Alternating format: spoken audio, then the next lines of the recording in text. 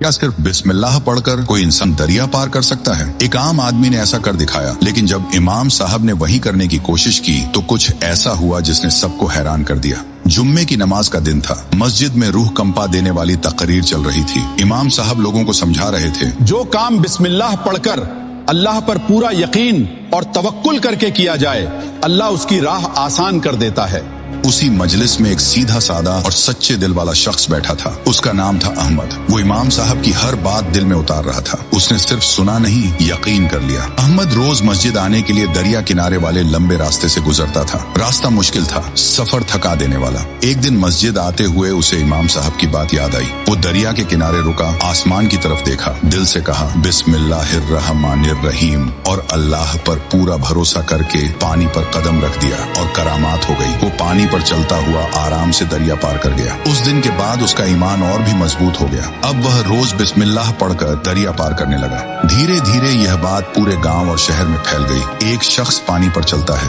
दूर दूर से लोग आने लगे। कोई उसे वली समझता, कोई जादूगर और कोई अल्लाह की निशानी। लेकिन जब लोग देखते तो हैरान रह जाते। ये खबर जब इमाम साहब तक पहुंची तो वो खुद देखने आए। उन्होंने पूछा, अहमद तुम ये कैसे करते हो? अहमद ने मासूमियत से जवाब दिया, हजरत उस दिन आपने ही तो कहा था, जो काम दिल से बिस्मिल्लाह पढ़कर और अल्लाह पर यकीन करके किया जाए वो पूरा हो जाता है। मैंने बस आपकी बात मान ली। ये सुनकर इमाम साहब हैरान रह गए। शाम हुई, सब लोग चले गए। अब इमाम साहब अकेले दरिया किनारे आए। उन्होंने सोचा, मैं भी आजमाता हूँ। उन्होंने बिस्मिल्लाह पढ़ी, पहला कदम रखा, मगर दिल में डर था। पीछे हट गए। दूसरी बार कोशिश की, फिर डर गए। तीसरी बार जोश में आकर कदम बढ़ाया, लेकिन वो पानी पर चल न सके और दरिया में डूब गए। क्यों? क्योंकि लफ्जों में बिस्मिल्लाह थी मगर दिल में यकीन नहीं था। याद रखिए, करामात अल्फाज से नहीं, यकीन से होती है। अगर अल्लाह पर तवक्कुल सच्चा हो तो दरिया भी रास्ता बन जाता है। ईमान सिर्फ जुबान से नहीं, दिल के यकीन से बनता है। अगर आप भी अल्लाह पर तवक्कुल रखते हैं तो लिखिए, सुभान अल्लाह।